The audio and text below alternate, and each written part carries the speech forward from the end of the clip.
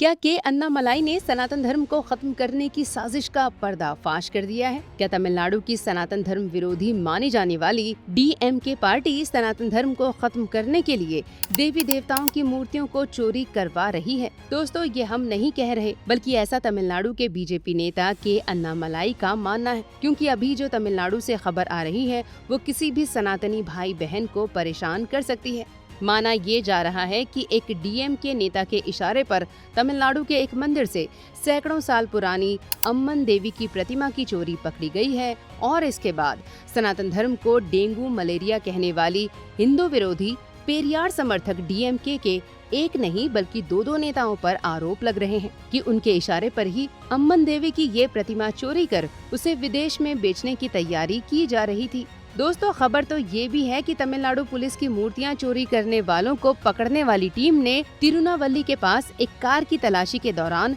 सदियों पुरानी अम्मन देवी की मूर्ति को बरामद किया है। इस मूर्ति की चोरी के प्रयास में तमिलनाडु पुलिस ने 4 लोगों को गिरफ्तार भी किया है, जिसमें एक व्यक्ति का संबंध डीएमके की यूथ विंग से है। दोस्तों, डीएमके के इस कार्यकर्ता विग्नेश का संबंध ओटापिडारम के एमएलए शनमुगैया से भी रहा है। इस खबर के बाद बीजेपी नेता अन्नामलाई ने ट्वीट कर डीएमके पर ये आरोप लगाया है कि वो इस मूर्ति चोरी के मामले को दबाने में लगी है और इस मामले में शनमुगैया को बचाया जा रहा है। दोस्तों, आप जानते होंगे कि तमिलनाडु में लगभग 77,000 हिंदू मंदिर हैं, जो सरकार के अधीन है। इन मंदिरों की हालत तो पहले से ही जर्जर थी, लेकिन जब से डीएमके की स्टालिन सरकार वहां आई है, तब से ही वहां के मंदिरों में आए दिन कोई न कोई विवाद होता रहता है। दोस्तों, आपको याद होगा कि इसी साल फरवरी के महीने में मदुरई के एक पहाड़ पर स्थित थिरुपरनकुंद्रम मुरुगन मंदिर के एरिया में कुछ मुस्लिमों के द्वारा वहां नॉनवेज खाने को लेकर विवाद हो गया था। हिंदू संगठनों ने ये भी आरोप लगाया कि वहां एक सूफी सिकंदर बादशाह के मजार के पास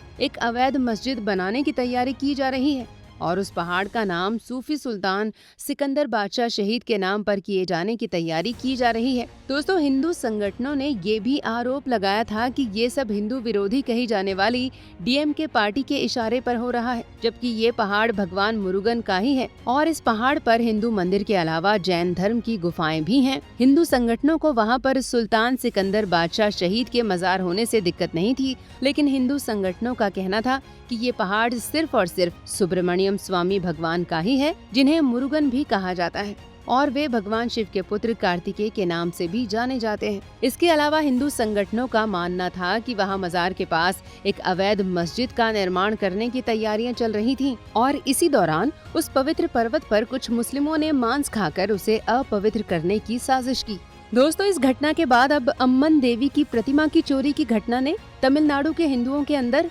डीएमके पार्टी की नीयत को लेकर शक पैदा कर दिया है। आपको पता ही होगा कि डीएमके पार्टी पेरियार के सिद्धांतों को मानती है, उन पेरियार को जिन्हें हिंदू धर्म से नफरत थी और जिन्होंने राम, कृष्ण और सभी हिंदू देवी देवताओं का अपमान करने के लिए आंदोलन चलाया था। दोस्तों, यही नहीं, आपको पता होगा कि साल 2024 में डीएमके के नेता और तमिलनाडु के मुख्यमंत्री स्टालिन के बेटे उदयनिधि स्टालिन ने एक समारोह में हिंदू धर्म की तुलना डेंगू और मलेरिया से की थी और सनातन धर्म को जड़ से समाप्त करने का संकल्प भी लिया था। उदयनिधि स्टालिन की इस बात का समर्थन कांग्रेस के नेता पी चिदम्बरम के बेटे कीर्ति चिदम्बरम और कांग्रेस अध्यक्ष मल्लिकार्जुन खड़गे के बेटे प्रियांक खड़गे ने भी किया था। दोस्तों, अब मूर्ति चोरी की खबर आने के बाद से बीजेपी के फायर ब्रांड नेता अन्नामलाई ने तमिलनाडु के मुख्यमंत्री से अपील करते हुए एक ट्वीट किया है कि वे मूर्ति चोरी करने वाले असली दोषी को पकड़ें। अब देखते हैं कि जिस डीएमके पार्टी पर